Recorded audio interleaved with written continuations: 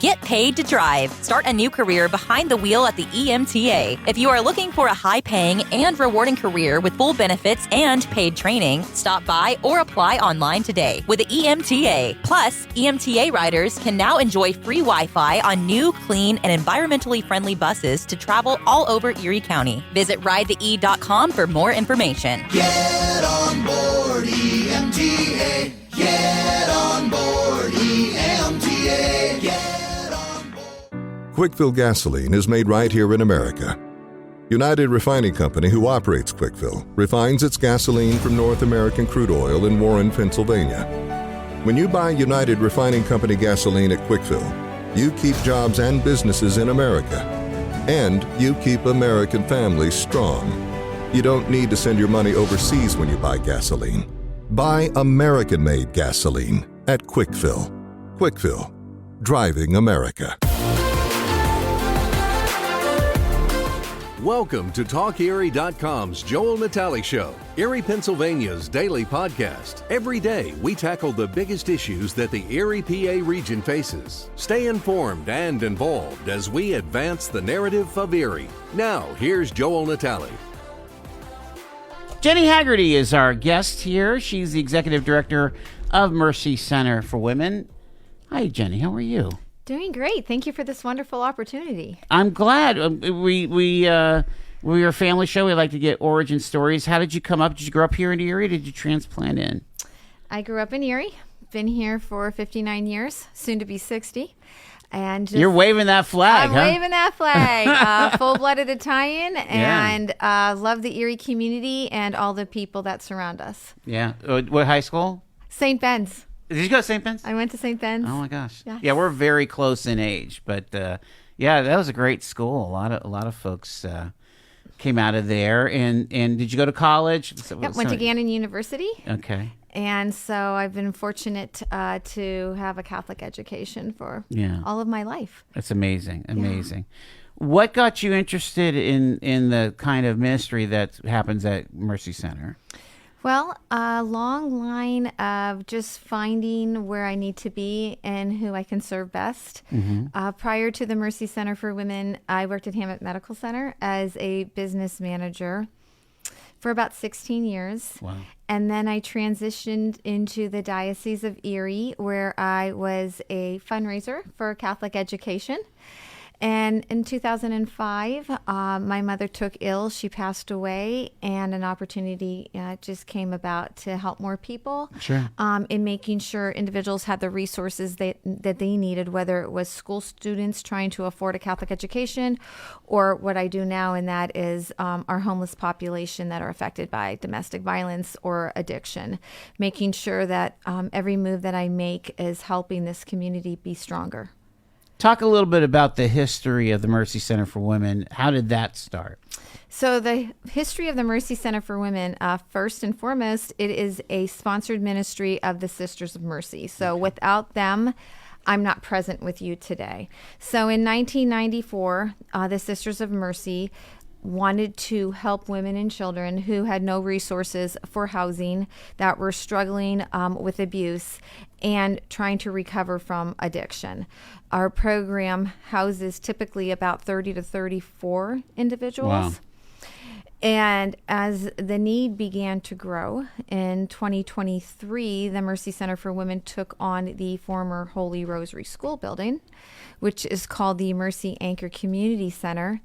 And we are now housing another 30 to 34 women, men, and children. So the first 30 to 34, were they on the Mercy campus? Or? Yes. So we have a campus life of about 65, 66 roughly individuals. Oh my gosh. Okay. Yes.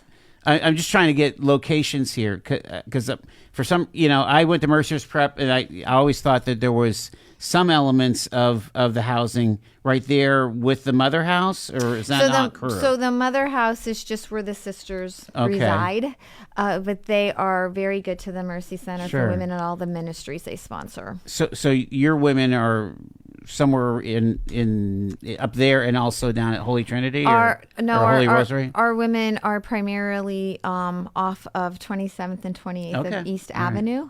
Did you ever have like like a group home approach to this, or has it always been kind of congregate care?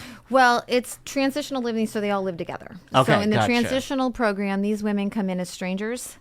But they leave as family members. Sure. Because they're able to share resources. Moms are able to help each other with their children. They learn how to, oddly enough, people take advantage of knowing how to make a bed, make a meal. But these are all things that they do together, and they learn through the incredible staff that I'm fortunate to have. So again, it's a work in progress in allowing individuals to become self-sufficient, and then hopefully, and as I'm sure you're very well aware, find permanent housing within our community. So generally, a typical client of yours, again, they're in transition. They may or may not have young children, and they're experiencing an abusive situation, and they have to get out. It could be abusive, or it could also be that they have been in addiction. And Okay. we are fortunate to have very good community partners with Gadenzia and Stairways, where they will do a 90-day stay. And once they complete that, their recovery, then they're able to come to the Mercy Center for Women and reside for 1 year. Is there any folks coming in on reentry, let's say from incarceration?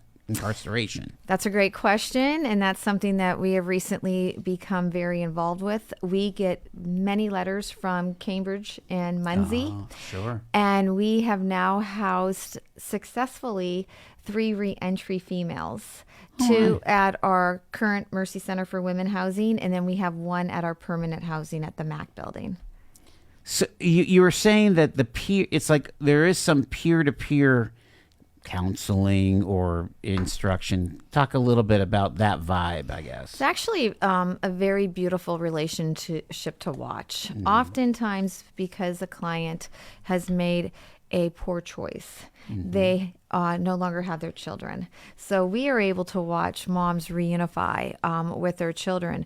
But the engagement from the other mothers is absolutely beautiful, because they help them through their initial phases of motherhood. There's situations that myself or my staff could never begin to understand, but someone who is a peer can understand that, because they've walked that journey. They're looking for forgiveness, which really they don't need to be forgiven. Yeah. They are already going forward on that next step. But I love watching them cook. They bake cookies together. They're responsible for doing their chores. They cut grass. But it's just a beautiful relationship to watch evolve. And then when they graduate from our program, they continue that friendship. Wow. I would imagine to get things started, it was pretty significant capital investment. I mean, because you're taking an old school, right, and turning it into apartments. That had to be a heavy lift. A very heavy lift. We were able to raise $5.4 million Yeah. in 18 months. And What era was this? this happen? would have been in between COVID. Oh, so recently. Yeah, so when we purchased the school building most recently, we raised $5.4 million to build those apartments, to have our supporting partnerships, and we owe zero, so it's debt-free. Wow. Yes, the donors and the community were extremely generous, and we're very happy to say that we do not owe any money back on that building. And so these are like private bedrooms, and then what, communal living and dining areas, or how does that work? work? So with the anchor building, we took an old classroom. Yeah. Average 610 to 670 square feet. Oh, that's kind of big. And we were able to put 2 bedrooms, a full bath, a beautiful kitchen that has appliances, also a living space. So they have their very own apartment. There's 13 of those.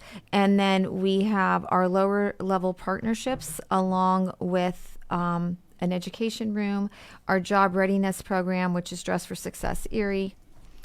We offer education courses, GED classes with GCAC. We have Second Harvest Food Bank. We're a satellite office, so we're serving roughly 600 people in our neighborhood, along with AHN that's joining us in October, White Pine Healing, and stairways. And Sarah Reed. So we have really done our due diligence in asking our clients, how can we be better for you? Wow.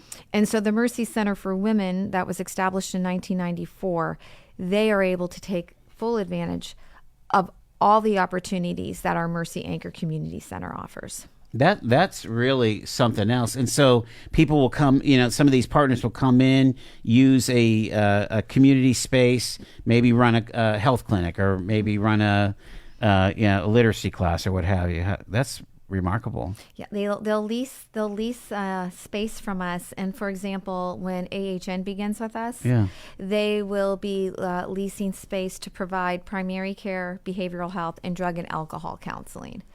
And they'll be in there 3 half days a month. Okay. And Second Harvest Food Bank, we're running twice a week now because the demand for food. So this is a full-blown food pantry, right? Yes, full-blown healthy foods. We have the neighborhood's coming through. 600 neighbors. Oh my gosh. Yeah, and not all one time, thank Right, God, because we would never be, we couldn't be Erie County Farms where you're waiting outside, right? But Tuesdays Erie County and Farms, that's awesome. brings you back to the Yeah, day. exactly, yeah. Tuesdays and Fridays are our days, and we have 600 individuals that are signed up. But we also have Diaper Depot. So, individuals who don't have access to diapers or wipes, they're able to get that as well. So, these strategic partnerships are, Huge. you just kind of checked off all these different people, right? The healing place, the folks, GCAC for the GED. I mean, talk about the impact of making that happen. You don't have to reinvent the wheel, is what you're saying, right? And I think it's important to realize what we do well and where we can utilize the skill set of other individuals or partnerships. And so what we do well is housing, and we provide the counseling. What others do well is providing those wraparound services that are essential in the overall well-being of a human. So oftentimes people want to do housing or homeless projects, and it's a great idea to be able to house our homeless friends. But essentially, what's most important is making sure they have those wraparound services. Yeah. Because if they don't, then they'll just end up relapsing or back on the street. And we want to avoid that. We want to provide them with the experts, like Crime Victim Center comes in and they do programming, or NAMI, things that they are so incredible at. And to provide them with a full service model keeps them safe and healthy, body, mind, and spirit. And that was the vision for this project. Do you have, is there a workflow, that's a terrible way to call it, but I mean, do you get referrals from SafeNet or Safe Journey to your facility, or not necessarily? So what happens is we work through our Erie County Care Management. Okay. And those referrals come from them, which doesn't mean that our phones aren't ringing and that doorbell is not ringing. Directly from clients. Correct. Or potential clients. Yeah. Typically on an average month, there's 100 individuals that reach out via foot, email, or by phone. And ECCM does an excellent job with the referral process. But let's face it, if you're a mother of a two-week-old and you're living in your car, you're going to go wherever you possibly can to see if there's hope for housing. Unreal.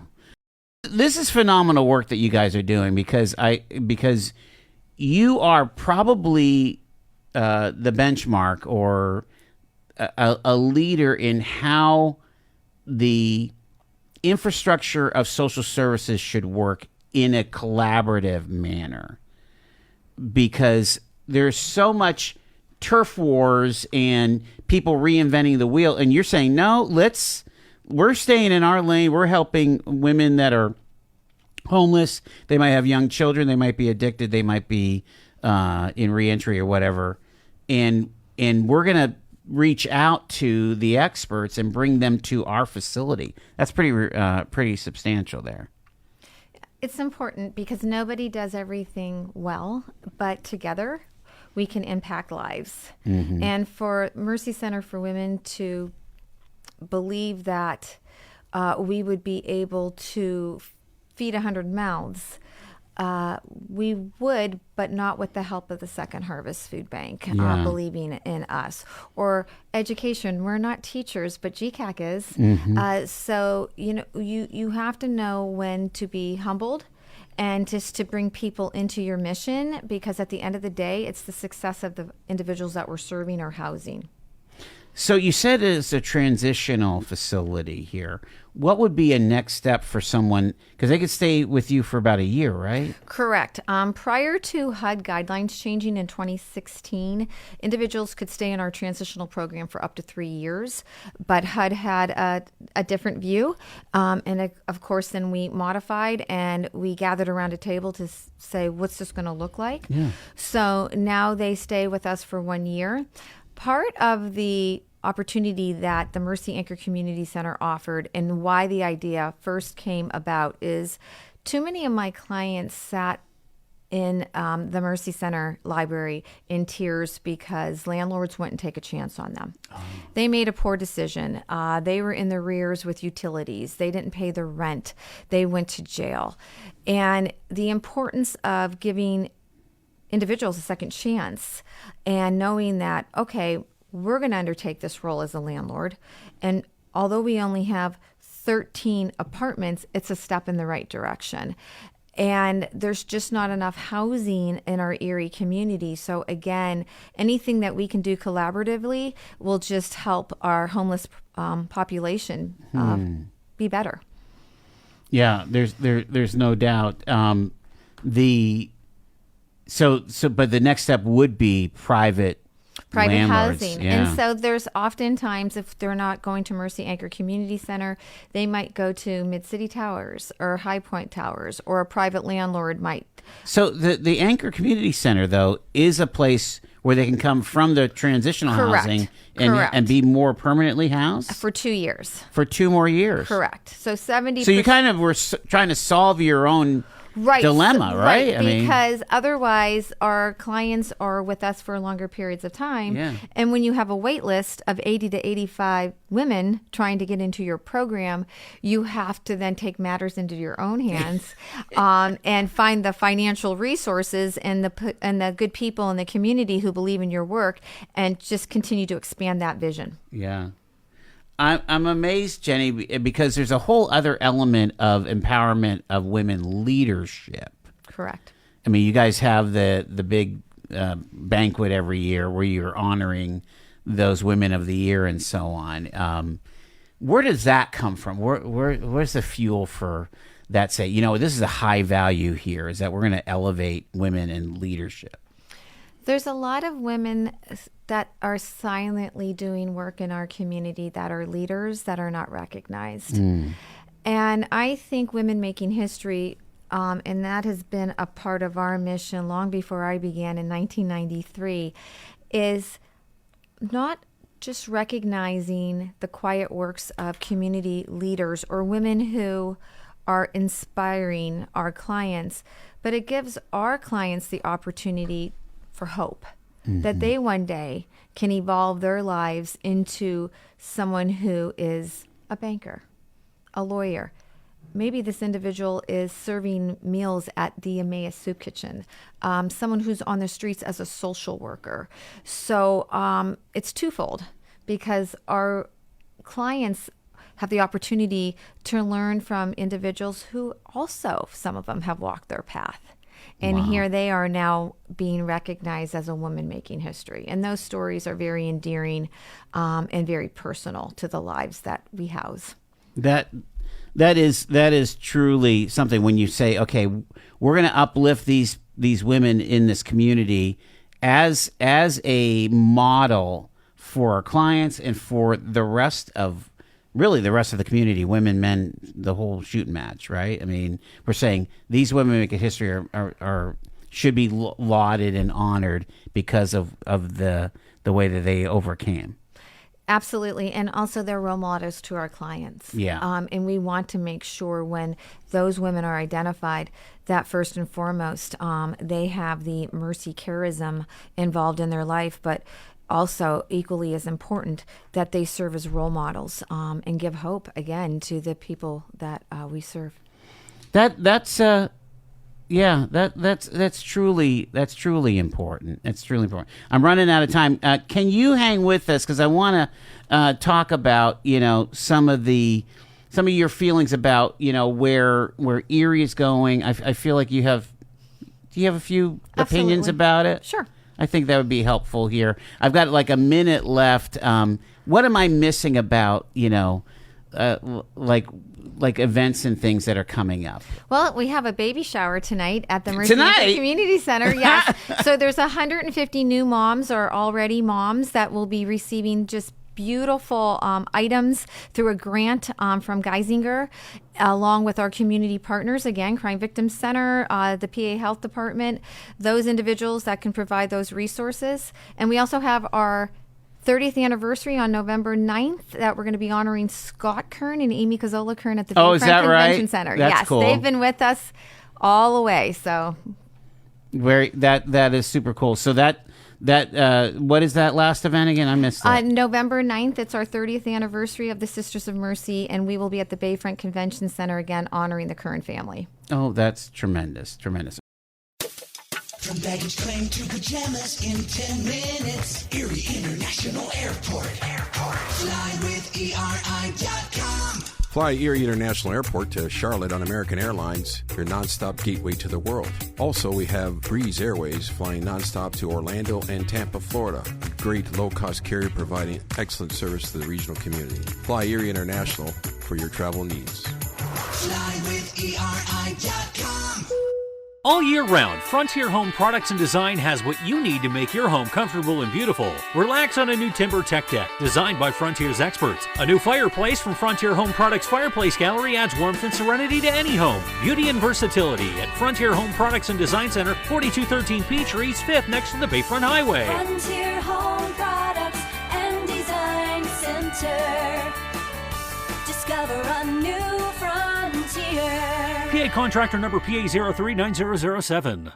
We're talking about homelessness and the solution side of it with the Mercy Center for Women. Jennie Hagerty is our guest. And Jennie, I kind of want to broaden out, if you will, because, again, you've been in this space for a while. So let's zoom out a little bit and talk about community factors that are coming into play with your clients. And so, first off, you just kind of threw a statistic at me off the air that I'm kind of reeling from. You're saying right now there are more women than men that are homeless in Erie, PA. Women who are leading single households, there are more of them. Women that are leading single households. Correct. So there's no man in children. the... Correct. Okay. Correct. We are seeing higher percentages in that area. Wow. Any indication of why that is? Are they Poverty's higher, obviously. Yeah. Inflation. In our community, you're fighting inflation. You're fighting other obstacles. Women trying to keep sober. So there's a lot that's going on. Again, plus the high cost of renting apartments. It's not a simple task if you're a single mother with 3 children to go out and find a job. And although there are opportunities to recruit some of the subsidies, that's not going to make up for all the rent. Is there enough affordable or Section 8 housing out there? I mean... No, nor county nor city has enough Section 8 housing. Vouchers will become available every so often, but even when they do, there is not enough housing to accomplish the goal of making sure that everybody has a home, if they choose to have a home. What I guess I'm trying to understand how obviously there's many different layers to trying to make housing affordable. We do have a housing authority, but I would imagine they have a huge waiting list, right? Yes, they do. They have a huge waiting list. They have the listings of the available apartments or housing units. But again, they only have so many dollars that can be allocated to Section 8 or vouchers. And in return, the individuals who have their application in, they're on a waiting list. So it could be 1 from 400. And if your number's 60 and there's 59 people in front of you, chances are you're going to be waiting for a little bit. Wow. Do you feel like we just haven't been building enough affordable housing, or just housing in general, so that you build on the high end, so it kind of trickles down, and then what was market rate becomes affordable, I guess. I don't know. Well, the hot topics right now, again, being right in the midst of an election, is affordable housing and economy. I don't think sometimes individuals understand what affordable housing is and how homelessness has continued to increase throughout the country. Right. And, Erie County, yes, absolutely. We face these challenges every day, but it's throughout the United States. So what are we doing to help solve it? And how are we asking the very people that we want to house and get off the streets and ask them to please don't, we don't want to give you money. We don't want to talk to you. Are we asking the right people the important questions on why they're in the street? And then oftentimes, again, what you will see, and I'm sure walking up and down State Street here, is individuals who just want to stay out in the community, have their alcohol, do their drugs, and not abide by the rules where there is a housing opportunity, emergency shelter, overflow shelters. So there's a lot of elements that go into the decision making.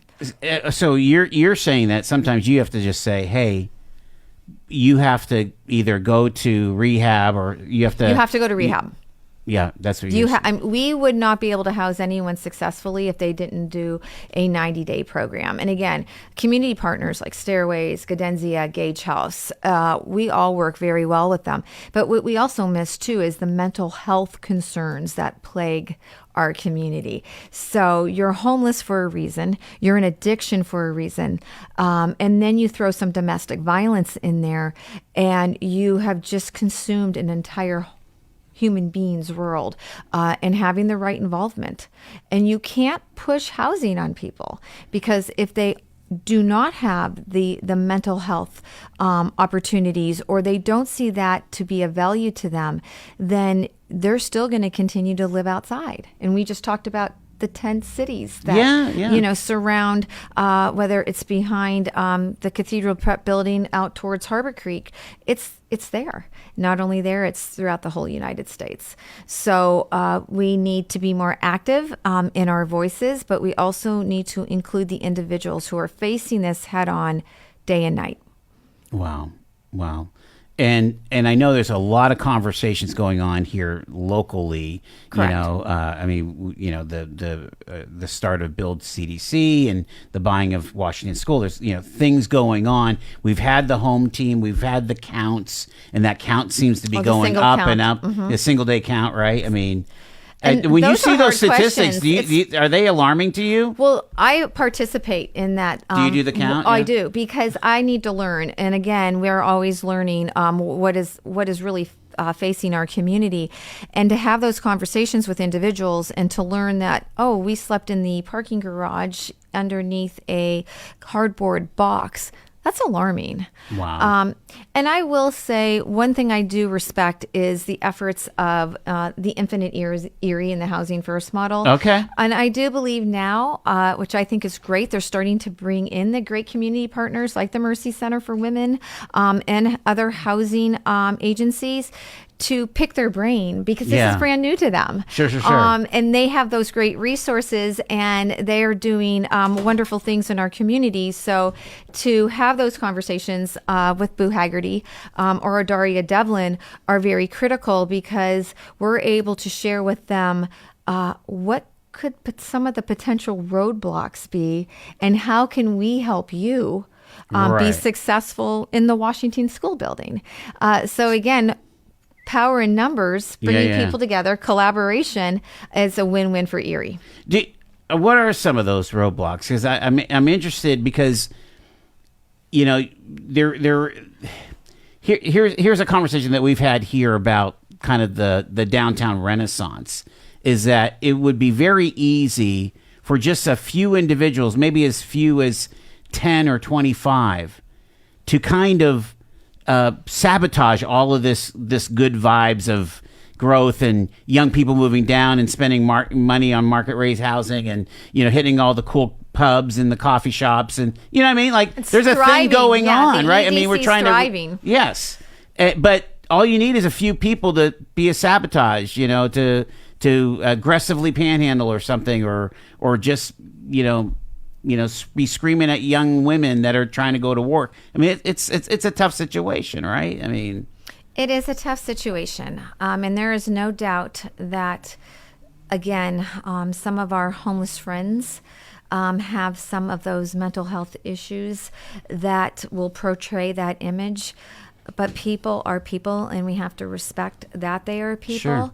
Because downtown is thriving and doing wonderful things. And I think in 2024, the EDDC and the Downtown Partnership, along with Erie Insurance and our friends over on Parade, the East Side Renaissance, Right. have really done a great job at identifying what the need is, but being very respectful that these are people. You can't kick them out. Their lives are here. Right. But respectfully... Am I being obtuse? No, respectfully, we Yeah. can find ways to help them. And I think all those wonderful organizations that I just mentioned are doing that.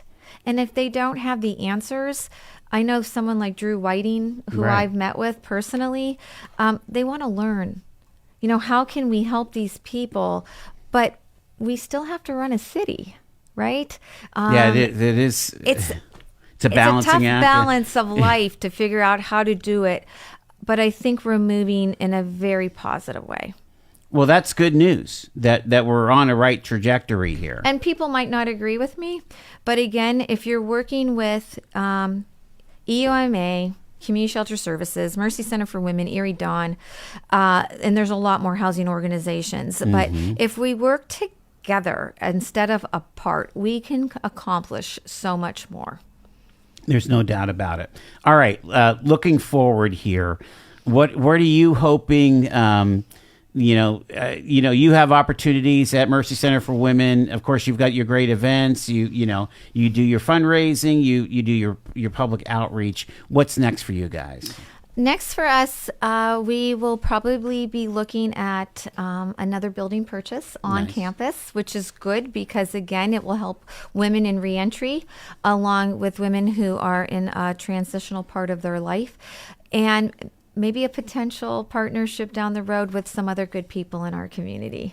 And Do you think that the need is more on the transitional side or on the permanent side for housing? it's on both. It's on both. So again, we are looking at Erie County for the second year in a row being the #1 county in the state of Pennsylvania with highest numbers in opiate overdose. So we got some systemic problems we have to work on here. But more importantly, I believe getting 100 phone calls and knocks on the door. We're not the only agency in town. We're all facing this. We need to do some strategic work, and the more people that we can get involved and the more funders, right? Because it's all about funding.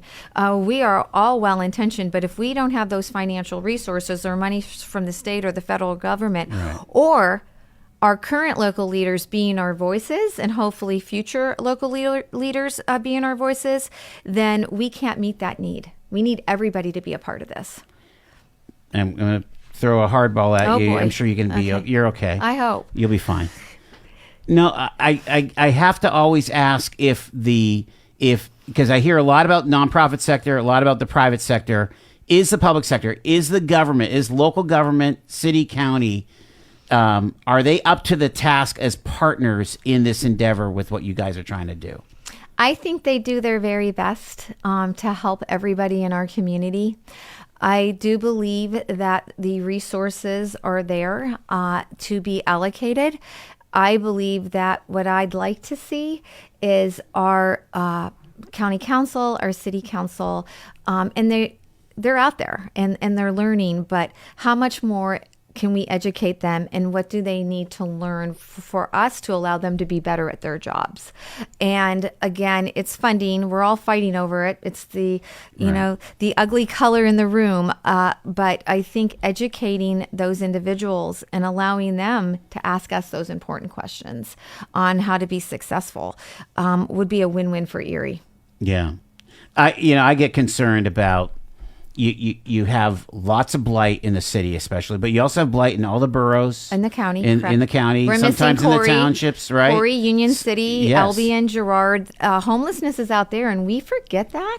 Right. Because I think we're so focused on the city of Erie that we have other zip codes that are getting hammered with homelessness, so in blight.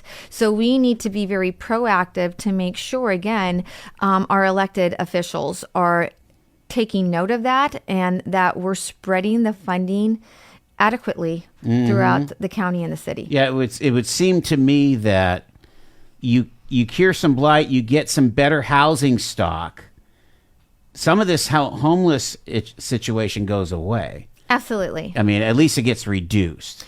And I'm hopeful with the ARPA monies that have been not allocated yet through Right. the county. I'm really hopeful to see County Council, along with our County Executive, Brenton Davis, do some really great things to continue the good programming that's already working, housing programming in our community. Yeah, he's pushing hard this community resilience center, correct. right? And he has included our voices. But again, there's so much more to do, not only from his perspective, but from the city perspective. And I think if we can work together instead of apart, then our homeless friends are the ones that are going to gain from all those benefits and resources. I'm glad you came to Thank tell you for your the story. opportunity. We appreciate it.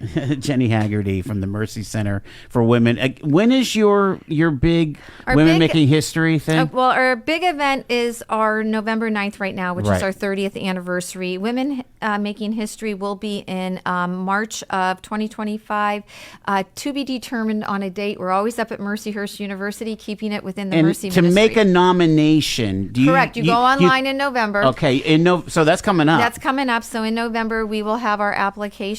And again, it doesn't always have to be the most popular individual in Erie County, Erie City. Look at the people around us that just do good, quiet work, God's work, and send that nomination in. Love it. Thank you so much, Jennie. You've been listening to The Joel Natale Show, Erie, Pennsylvania's daily podcast from TalkErie.com. Subscribe to our show on your favorite podcatcher and get involved by emailing Joel@TalkErie.com.